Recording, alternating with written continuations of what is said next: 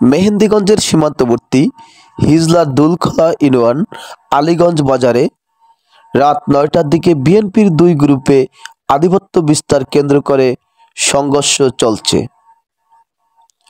উভয় গ্রুপেরই হতাহতের সংবাদ পাওয়া গিয়েছে। তবে কি নিয়ে এই সংঘর্ষ চলছে বিস্তারিত এখন পর্যন্ত জানা যায়নি। তবে স্থানীয় সূত্রে জানা যায়